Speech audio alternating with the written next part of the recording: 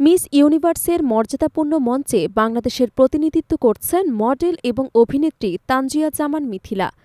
বিশ্বের বিভিন্ন দেশের প্রতিযোগীদের সামনে নিজ দেশের সংস্কৃতি, ইতিহাস এবং কারুশিল্পকে তুলে ধরতে তিনি বেছে নিয়েছেন বাংলাদেশের গর্ব জামদানি শাড়ি। তার জাতীয় পোশাকের প্রতিটি অংশে ফুটে উঠেছে বাংলার রাজকীয় ঐতিহ্য, কারুশিল্প দক্ষতা এবং শত শত বছরের ইতিহাস।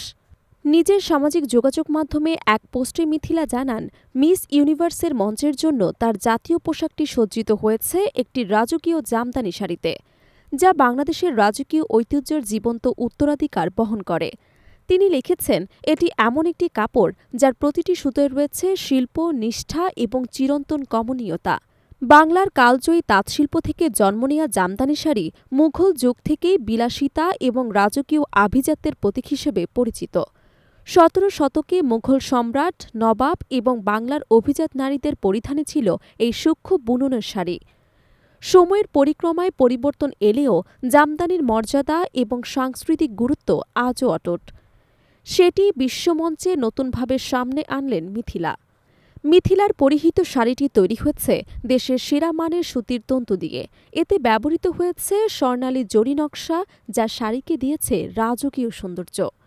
শাড়িটির বুনন সম্পন্ন করেছেন নারায়ণগঞ্জের শীতলক্ষ্যা নদীর তীরবর্তী তাঁতশিল্পীরা, যেখানে জামদানির জন্ম এবং বিকাশ ঘটেছে শতাব্দীর পর শতাব্দী ধরে।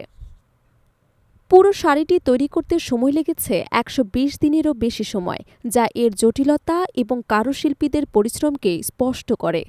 শাড়িটির ডিজাইনার হিসেবে কাজ করেছেন আফরিনা সাদিয়া সৈয়দা। শাড়ির নকশায় সবচেয়ে আকর্ষণীয় ছিল শাপলা মোটিফ, যা বাংলাদেশের জাতীয় ফুটবলের প্রতীক। শুধুমাত্র শাড়ি নয়, মিথিলার সোনার গয়নার ডিজাইনেও ব্যবহার করা হয়েছে শাপলা ফুলের অলংকার, যা পোশাকের সঙ্গে দারুণ মানানসই করে তুলেছে। গয়নার নকশা করেছে ৬ ইয়ার্স স্টোরি লরা খান।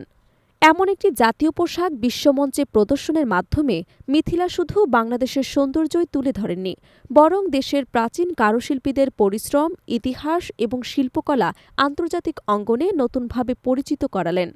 উল্লেখযোগ্য যে ২০১৩ সালে ইউনেস্কো জামদানি বুনন শিল্পকে মানবতার অমূল্য সাংস্কৃতিক ঐতিহ্য হিসেবে স্বীকৃতি দেয়। এই স্বীকৃতি জামদানিকে শুধু বাংলাদেশের নয়, বিশ্ব সংস্কৃতির গুরুত্বপূর্ণ অংশ হিসেবেও প্রতিষ্ঠিত করেছে।